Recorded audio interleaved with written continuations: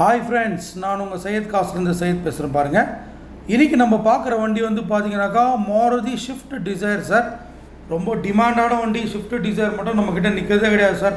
இது வரைக்கும் போட்ட வீடியோவில் எல்லா வண்டியும் போயிடுச்சு சார். இப்போ தான் சார் இந்த வண்டி வந்ததுங்க. ஆக்சுவலி சிங்கிள் ஓனர் வண்டி, ஒரே ஓனர் வண்டி. பாருங்கள், 2011 மாடல் சார். 11லேருந்து ஒரே ஓனர், ஒரே ஒருத்தர் சார், ராமச்சந்திரன் சார். அவர் மட்டும் தான் யூஸ் பண்ணியிருக்காருங்க. வண்டி ரொம்ப நீட் அண்ட் க்ளீனாக வச்சுருக்காரு. ஒரிஜினல் பெயிண்டில் இருக்குது சார். இது வரைக்கும் எந்த ரீப்ளேஸ்மெண்ட் எதுவும் கிடையாது, டச்சப் எதுவும் கிடையாது. ஃப்ரண்ட் கிளாஸ் கூட மாறல சார். கம்பெனிலேருந்து அந்த ஃபிட்டிங்ஸ் அப்படியே இருக்குது சார். வண்டி நின்று 4 டயர் போயிடுச்சுன்னு சொல்லிட்டு 4 tyre Bridgestone tyre, brand new tyres போட்டிருக்காரு. இப்போ தான் போட்டிருக்காரு சார். ஒரு 10 நாளோ 20 நாளோ ஆகுதுன்னு நினைக்கிறேன். டயர் போட்டு பிரிஸ்டோன் டயரு, 4 டயருமே பிரிஸ்டோன் டயர் போட்டிருக்காரு. ஸ்டெப்னி டயர் கூட வந்து பார்த்தீங்கன்னாக்கா ஆஃப் பட்டுக்கு மேலே இருக்குது சார். கம்பெனிலேருந்து வந்து டயர் அப்படியே இருக்குது சார். ஸ்டெப்னி எம்ஆர்எஃப்லேருந்து வந்தது பாருங்கள். ஃபஸ்ட்டு டைம் வந்து நீங்கள் வண்டி வாங்கும்போது எம்ஆர்எஃப் டயர்ஸ் தான் வரும் மாருதியில். இப்போ தான் மாற்றிட்டாங்க. பட் அந்த டயர் வந்து அப்படியே இருக்குது sir. Jack, rod, wheel spanner எல்லாம் வந்து யூஸே பண்ணல சார். அப்படியே இருக்குது சார். ஒரிஜினல் வண்டி பாருங்கள். இது வரைக்கும் டச்சப் ஆகாத வண்டி, ஒரே ஒரு பம்பர் மாறாத வண்டி, பெயிண்ட் டச்சப் ஆகாத வண்டி சார். வண்டி ரொம்ப நீட் அண்ட் க்ளீனாக இருக்குது. அந்த டிக்கியில் மட்டும் பார்த்தீங்கன்னாக்கா வெயில் பட்டு கொஞ்சம் லைட்டாக ஃபேட் ஆகிருக்கு சார் டிக்கி.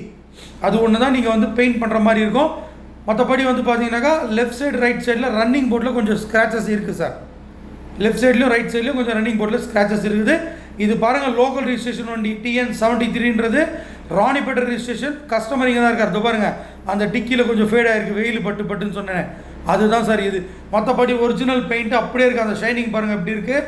பாலிஷ்லாம் எதுவும் போடலை. ஒரிஜினல் பெயிண்ட்டு க்ளீனாக இருக்குது பாருங்கள். எந்த ஒரு வேல்யூவும் கிடையாது. 1,06,000 தான் சார் ஓடி இருக்குது. Company service record. இந்த மாடலுக்கு இந்த கிலோமீட்டர் கிடைக்காது சார். ஏன்னா நானும் நிறைய வண்டி கொடுத்துட்டு தான் இருக்கிறேன்.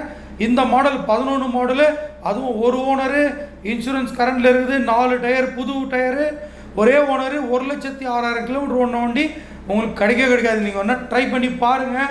ஏன்னா கிலோமீட்டர் வந்து ரொம்ப கம்மியாக ஓட்டியிருக்காரு.